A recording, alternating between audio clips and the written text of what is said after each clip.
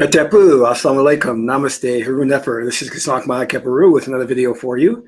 In this video, we're going to talk about your baseline reality. But before I do that, I want you to hit the like button on this video. If this is your first time to my channel, welcome. Hit the subscribe button to get notifications on when I go live and when I upload recorded videos. Also, we have free ebooks for you. So if you're interested in taking your spiritual knowledge to the next level, just scroll down, click on the links below, and you can download an ebook and start reading today. Last but not least, consider supporting us on Patreon. You can do so for as little as $1, $5, $20 per month. You can cancel anytime, and you'll get exclusive access to instructional videos, videos on the esoteric, videos that take you deeper down the rabbit holes, videos that show you how to do self-hypnosis to get rid of fear, anxiety, or bad habits like smoking, qigong videos, videos on how to invoke ancestors and spirits for your protection. So become a Patreon supporter today. Lastly, again, if you would be so kind, please share this video with family and friends so we can get this revolution started. So I'm going to talk to you today about something that's kind of very, very important. And that's something that not many people in the self-help arena or New Age arena are aware of. And if they are, I haven't heard them talk about this. This is very, very important.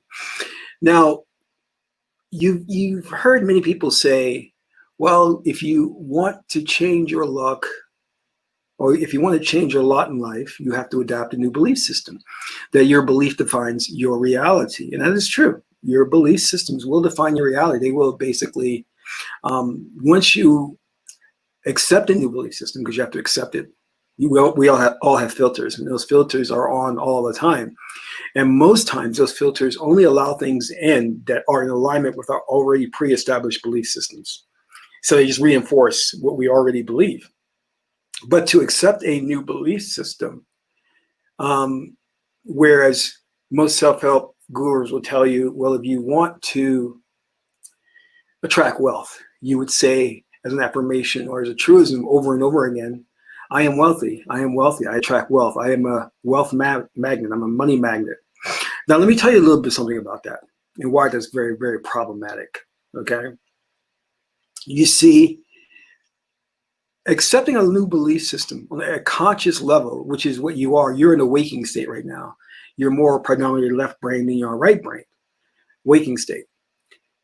The waking state, the left brain, is the filter mechanism that keeps out certain belief systems that don't align with their pre-established belief systems. So many of us already accepted a belief system like, well, it's hard to make money. Money comes to those who are born into it. You know, money comes to those who are lucky. Now, for you to repeat over and over again, I am wealthy, I am lucky, is a great start. And the reason that you're repeating it over again many times is to put the left brain to sleep so it can stop filtering that out. And then when that left brain goes to sleep, it's like saying, I'm a wealth magnet, I'm a money magnet over and over again. It's like a lullaby. It puts the left brain to sleep so that the belief system can become impregnated into the right brain. And when it's in that right brain, that subconscious state, that's when the magic happens. However, what you must realize is you could be reciting these affirmations to death, and they still will not penetrate the deep recesses of your subconscious mind, because those filters are hardwired into you. You've gone most of your life with the dominant belief system of the Western world. So it's not going to change just simply because you start saying some new words. In fact, your conscious mind is laughing at you. It's like, oh yeah, okay, keep talking, keep talking. Now, the way many gurus, the priests and priestesses work is that they will tell you to use a mantra. And a mantra is a word, power, or a cow that doesn't necessarily have a meaning, but it contains a frequency. And by reciting that frequency, it changes the subatomic particles in your body in terms of, or your physical being in terms of how you're vibrating. And then it gets you to vibrate in alignment with money so you can attract it. That's a very good way to work it, to work with a mantra. But you see, the problem with that is we don't know what mantras will really work for you, because I may use a mantra that aligns with my belief system and allows me to work with that mantra but your belief system may reject that mantra. So you may be reciting it and nothing really happens. One of the ways that we deal with that is we go to the oracle. The oracle will tell us if this mantra is going to work for us. But in the absence of the mantra, I want you to understand something. We are all here with a certain baseline belief system, okay? And this baseline belief system projects outward and manifests a three-dimensional holographic experience so we can interact with it. All right? Now, we're not consciously aware of that belief system that we have. And we're not supposed to be, because the very nature of it, so that it's effective, has to be an unconscious process. It can't be a conscious process. If it's a conscious process, it's not effective. It has to be an unconscious process. It has to be buried within the subconscious mind for it to do its job. And because it is a subconscious process, a belief system that you have taken in and you have nurtured, because you are getting feedback from reality, and reality is reinforcing that belief system, you're allowing it through your filter, then the other aspects of your spirit, like the Sekert faculty, will manifest that reality for you to where you will attract that money, get into a business venture, and reap big rewards. But I want you to understand, this has to be part of your baseline reality. Your baseline reality is a composite of all of the belief systems that you have. And it is a net result of your baseline belief system. The belief system that is an unconscious belief system. And it's, again, a composite of many belief systems that form the basis of the reality that you experience. Now, there are those of us who do have fortune, fame and fortune, accolades. They tend to get money very easily. And the reason for this is, I'm not getting into destiny, it was part of destiny, but let's talk about the baseline reality. The reason for this is because somewhere along the line, they have been nurtured through their parents, through observing society, to accept a radically different approach to reality, a baseline reality. So in other words, they've accepted very different belief systems apart from you and I. And those belief systems have been impregnated into their subconscious mind. And it stays there, it sticks. And it forms the baseline belief system, which then projects outwards and creates the baseline reality. That baseline reality is the default reality that they will experience throughout their entire life. And it's based on, again, the composite of the realities, the composite of the belief systems that they've accepted, which are in turn translated into the reality. Now, another way to go around this, because I could tell you, all right, say that you are wealthy, say that you have the mate of your dreams. You can say that 1,001 times and it still never stick into the subconscious mind because your baseline rejects it. It doesn't align with it. So your automatic filters will filter it out. The way to go around that is we take an extraordinary approach, which is we put you into a state of hypnosis. And this is putting the left brain to sleep so we can get in direct contact with the right brain, the subconscious mind. And while we have that subconscious mind, we implant a new belief system. And that new belief system will stick because whatever you're told in that alternate state of consciousness, hypnosis, you will believe. And because you believe it, it becomes part of your reality. And you project that outward to have the three-dimensional experience to interact with. So I want you to understand why when you see certain gurus and self-help individuals who will come along and they'll talk about, say this affirmation, repeat it over and over again as you drive to work, or you're taking the subway, or just say it in your mind over and over again. Now, they're well-meaning, but the reality of the situation is it's much harder, much more difficult to change a baseline belief system. Very difficult to change that, especially if you're in your later years in life. Now, it's not impossible. The first thing I would do is I recommend that you see a competent hypnotherapist, take you into that trance state, and then reprogram you with the proper belief system, and then watch the magic unfold. Other than that, I'm going to tell you that it is going to be a challenge. You're going to have to work on meditation, putting yourself into a deep meditative state and then reciting that new belief system over and over and over again until it takes. All right. So that's very important to keep in mind, because I don't want you to walk around saying, well, this guru said that if I said this word over and over again on this affirmation, that things would change in my life. And many people will testify that they've never seen any changes by simply reciting affirmations.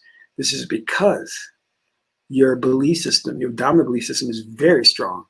It's not going to change. It's not. It doesn't want to change. Change is very difficult for that spirit or the subconscious mind. In fact, the subconscious mind works against the idea of immediate change. And that's a good thing. It's programmed that way. And it's programmed that way to save us. Because imagine if you were inconsistent, you changed at the drop of a dime, you would be crazy. You would be just accepting different belief systems here and there, manifesting crazy realities, and couldn't control it because everything will be changing because you will be immediately accepting a new belief system. That would be chaos. So the mere fact that it takes time and repetition to accept a new belief system is God's way of placing that protective mechanism within us. But it's also a challenge, because now we realize it is a protection for us. It is also a challenge, an opportunity. You see, we have to look at it and say, all right, what is the most expedient and easy way to change this belief system? And the quickest way is through hypnotherapy. The other way is through meditation. While in that meditative trance state, reciting the new belief system over and over again. The longest way and the most difficult way is just to recite it while you're in the conscious waking state. It's going to be difficult. That left brain is going to just filter it out. You know? I've had guys I work with in dating, and I said, go talk to that girl. And they were so shy and timid they couldn't. So they would be talking to themselves and mumbling. I said, what are you saying? What's going on? What are you talking about? And they're like, oh no, I'm just saying my affirmation. I am attractive. I am assertive. And I'm like, that's not going to work. I mean, it's a good idea for you to say that, but your subconscious mind is not going to believe it all of a sudden. Your subconscious mind is not going to bend to your will and say, oh, because you said that word, I'm going to now make you do this thing. You're going to talk to that girl now where you couldn't before. It doesn't work that way. I wish it did, you know? But it's just your subconscious mind is just going to look at you and laugh and say, okay, keep going. You know, this is entertaining. Anybody got any popcorn? All right, keep reciting things. And it's not going to make an impression upon your spirit. Now, in Africa, they had a very powerful way around this, and that was through ritual. You see, by gathering the community, they would galvanize the energy of the collective. And the rituals, the drumming and the dancing and the colors, the flowers, and the smoke would put you into the alternate state of consciousness. And then the high priest would come on, and then they would recite some affirmations while you were in that trance state that you were open to impression. So conscious mind was ready to be impregnated. The high priest would then come on, or the king, because the king would sometimes come on when he wanted to implement new laws and wanted to make sure that those laws would be taken into the spirit. This leads me to something else, just kind of like a side note. When we look at society and we look at how society breaks down from something like a COVID-19 or like a blackout, power outages and things like that, you see people's true nature. They fall apart. They become animalistic. They fight each other. There's no civilization. They become very animalistic and selfish. That never happened in Antiquity. And the reason being is because the ruling elite has done such a good job on programming us. They have put out there all kinds of symbols, paintings, figures, to keep us trapped in the animal spirit so that we act emotionally, so that we're triggered very easy. In Antiquity, Everything was centered around you becoming the likeness of God. Your spirit was nurtured to become divine. Here, that concept is very alien. In fact, you go out there and you say, I do my trance work because I want to be divine. People will laugh at you because that's how the society is. It's backwards.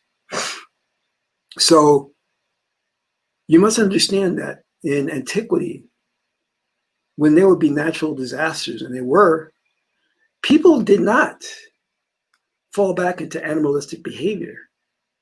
That challenge forced the God within them to come out, and they acted as divine beings because they were conditioned, nurtured, and trained that way through the mass rituals that were done, the veneration to the gods. Here, what do we venerate? Like sports figures, athletes, entertainers, hookers, pimps, prostitutes, con men. That's what we do. This is why when there's a power outages or there's a catastrophe or something that happens, you see people revert back to their animalistic behavior because they have not conditioned their spirit to act appropriately through trance, through meditation, through ritual, through hypnotherapy. In Antiquity, that was their whole world, is working with the subconscious mind, to making sure the subconscious mind was nurtured properly with the right images, the right thoughts, the right actions. Here, it's the wild, wild west. They say you, an individual, you have the right to do anything you want. It's a backwards society, you know? And, you know, I was talking to a friend and we were talking about, you know, this young girl I met, and I asked her, so, well, what do you do? And she says, well, I'm a stripper. And I was just like, wow, interesting. And my person was thinking, man, I hate not strippers, I hate strip clubs. I hate strip clubs, you know? And I had to remind myself, well, you know where you're at. You know what the world is about. Don't be too shocked at things, you know? So I said, you're right. I can't be too shocked at how we act in society and the things that we build and the institutions that we support, you know? And I wish this was a different reality. And that the reality of high spiritual cultivation does exist. But you and I are here for a reason, and that's to help this reality to transcend to that reality, to one of being spiritually high moral. But until that happens, we have to work on ourselves first. That's the first purpose, the prime directive. Get yourself in order first, then worry about the outside world. Christians have it backwards. All they want to do is proselytize, go out there and talk about how great God is and how you should be doing good deeds. That's all backwards, you know? No one has to tell me how great God is or that I should be doing good deeds. In fact, the real truth of it is that you're supposed to be ma'at, and you're supposed to live for the day when you will come face to face with Ma'at and Tahuti at the judgment scene. Because when you come face to face at that judgment scene, they're going to weigh your heart on the scales, you know, the scales.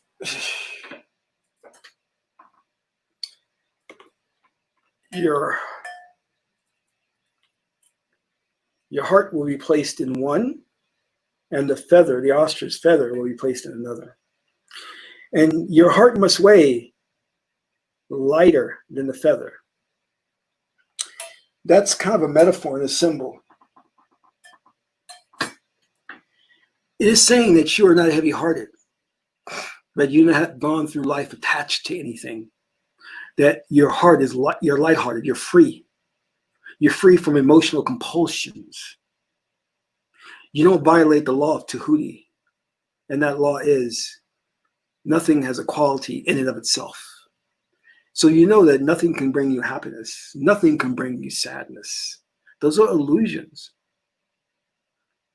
This woman I may marry, I think she may bring me happiness, but she doesn't really. I allow my person to be happy because I control my emotions. I am at the seat of power. I am at the throne. I am Aru. And because I am the king on the throne, sitting on the throne, and control my emotions, which are set, then I become divine. But if Set wins the battle, he will control me. My emotions will control me. And then I'll be tossed here and there. What happens then? I'll go before the judgment scene, and my heart will weigh heavier than that feather. And then I'll have to be reincarnated again and again and again until I get it right. Until I realize what I've been doing wrong. That's the reason we all have destinies, is because God wants to explore these themes. But more importantly, your destiny is to teach you a very spiritual lesson and have you grow. Your goal is to become Osiris. And the symbol of Osiris is the mummy. And that symbol of the mummy is because you're not controlled by your emotions.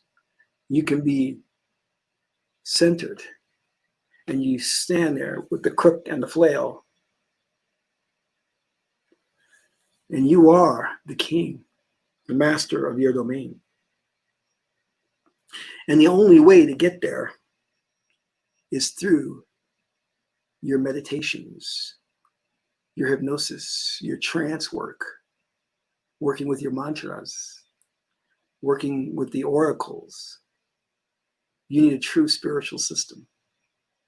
Because right now, your baseline reality has been determined by society. You've gone and you've allowed things to enter your subconscious mind. You've allowed the outside world to influence you. And all that junk has accumulated inside your spirit, like the cauldron in the 50th hexagram of the I-ching. If you want to know what a person is like, just examine their cauldron, their subconscious mind. And there you have all types of stuff. So you've been allowing the world to program you.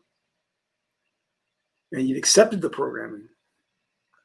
Now I've just given you ways to take control of that programming now.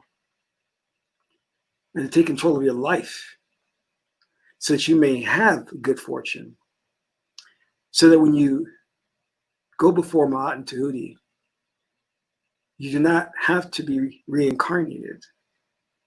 You will have a choice based on if you have not lived a righteous life in this lifetime, because you're supposed to do that, but based on if you have lived your life from a very centered perspective. Have you? That's the question you have to ask, because you have to constantly monitor and audit your subconscious mind, audit your thoughts, and say, where are these ideas coming from? Are they mine, or are they being fed to me or through the programming of the dominant world? And most times you'll find you've been programmed. Therefore, you become triggered. Therefore, you believe certain things. And you don't realize that those beliefs are false. You understand? That's very, very important. Now, I can't leave without saying this. Every now and then I have people who will come to me and they'll say, I don't want to get programmed by society. I'm going to be careful about what I allow in. I don't want to be brainwashed. I don't want to drink the Kool-Aid. Well, my beloved, I'm here to tell you, you already drank the Kool-Aid and you're already programmed. So you have to deal with that. You see, those individuals who think that they can cut themselves off from the programming, you better understand how your spirit works, okay? Because it's not as easy as you think. You know, oh, I'll stop surfing the web. I'll stop looking at TV. Well, there's more ways they get you than that. You understand what I'm saying? But the point of the matter is they've already gotten you. That's the thing. You're already in the matrix. You're already bought and sold. You drank the Kool-Aid. So stop talking about, I don't want to be programmed. I've got to cut myself off from TV and the radio and the internet. You're already programmed. Too late for that. Too late. It's already there. It's become your baseline. It has. It's there. It's inside of you.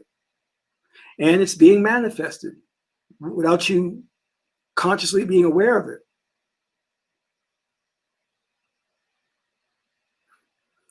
So think about that. You know what I mean? Because you have people that run around and think, well, just because I decalcify my pineal gland and I drink, good water, I'm not programmed. Yes, you are programmed, because you wouldn't be having this experience if you wasn't programmed. All right? You're going through an experience here. We collectively share a very similar belief system, which is why we're sharing the same reality together. But don't forget that you're here for a reason. A reason. And that is to help this planet, in this reality, in this space-time continuum, transcend and transition to something better. That's what your goal is, to help. Did you think it's just about you doing good and giving bread out to the poor? Going to Africa and giving grain out to them and flour and rice? That's nice. But it doesn't get you any points with God. You understand? Because you're supposed to do those things. You should be doing those things naturally. Because when you operate out of the right hemisphere of the brain, then you know you're in 5D. And what is 5D? 5D is oneness. I am connected to you. You are connected to me. What I do to you, I do to me. We are connected. You know?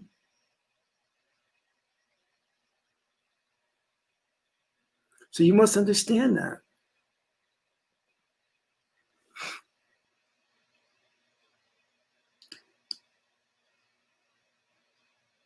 So take some time to think about this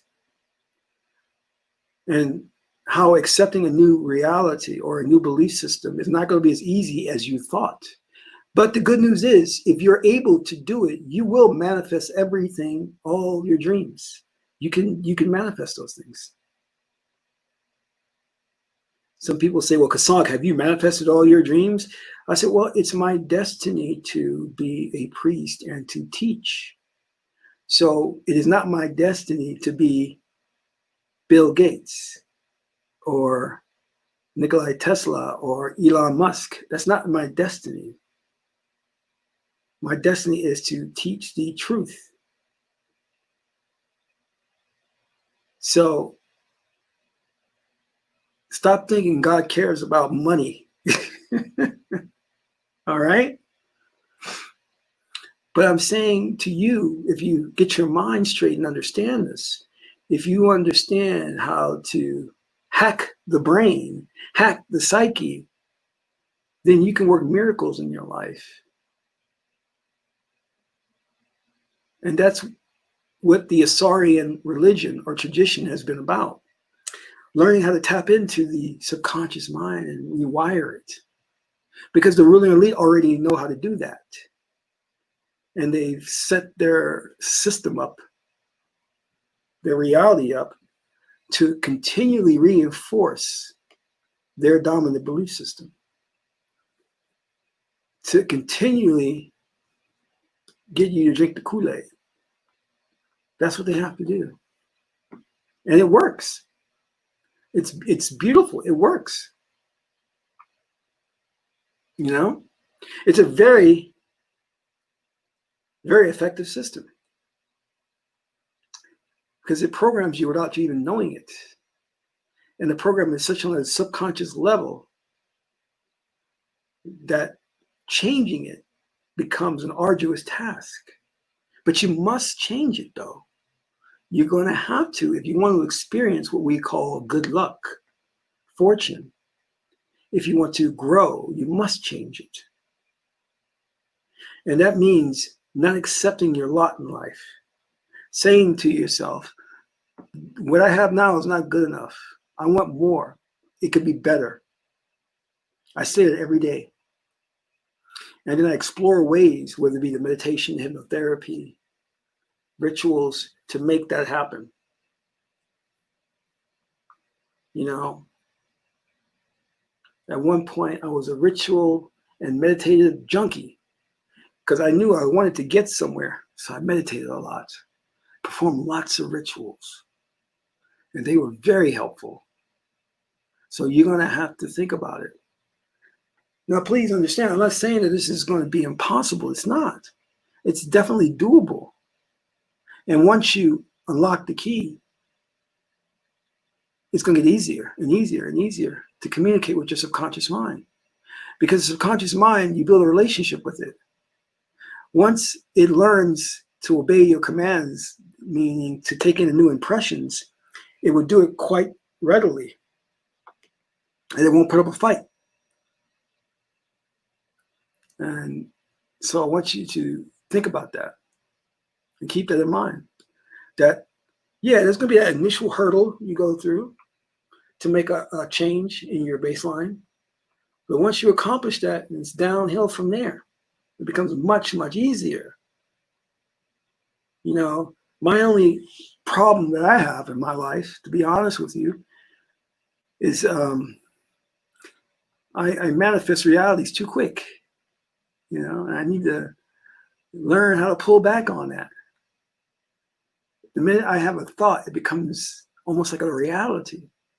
And I have to keep watching and watching and watching and watching. And every time I remember I was like, well, I can't put the bath towels in here because, you know, this may be a leak. And I said, but no, it's never leaked. It's never leaked. And I put the bath towels in there and psh, it leaks. I manifest that reality, you know? The mere thoughts that I have start to come. Good and bad, good and bad. So, you know, it's okay. I have to learn to just filter that out and work with it and say, all right, now you can see that magic works. You see that there's magic in the world. Now let's see if you can control it, Kasank. How good are you to control it? And I point to that TV episode, I believe it was Monsters or some TV show, where the woman learned how to manipulate reality. And the only problem was she couldn't stop manifesting things. So she would manifest a fire in her house. The faucet was overflowing with water. She couldn't stop it. All these things were happening. That's kind of true in a way. Because your beliefs, you see, that spirit is not going to disseminate or form that line of demarcation and say, these are good thoughts, these are bad thoughts, let's only manifest the good thoughts. Your spirit doesn't look at it that way. The spirit just says, let's manifest whatever is the strongest dominant belief, whether it be good or bad. So that means if you have a fear of getting divorced from your wife, you're going to get divorced. You know, if you have a fear of getting some type of disease, you're going to get it. You know, I'm talking about only for those who are very good at manifesting, okay? I'm not talking about for the general population. Because in general, the population, it's hard for you to change your belief system. So it's going to take some work. But for those of you who are good and good magicians and good at manifesting things, you know you got to watch your thoughts. You know you got to monitor your thoughts and say, all right, let me just focus on my goals and not focus on negativity because that will manifest. And it's so easy to manifest. Anyway, I want to thank you all for tuning in. And I hope this message has been enlightening, and helps you to understand how you change your belief system that you may have trapped in the subconscious mind, and why just reciting an affirmation is not good enough to change reality. Now, if you're so inclined, please donate to the channel. YouTube is cracking down on channels and demonetizing them because certain channels are speaking out against the lies of the world and what's going on in our world. So YouTube is penalizing them. YouTube is saying, you cannot say the truth. Tisk, tisk, tisk, tisk, tisk. Sorry, we're going to penalize you for saying the truth. But every reality is kind of subjective. So what's happening in your reality may not be happening in others' reality. So we have to honor that and keep that in mind. So again, if you get an opportunity, please donate to the channel. This is Kasak Ba Keperu, son of my aunt Antiquity. My aunt is the beautiful goddess Heteru. Until my next video, Amun Ra.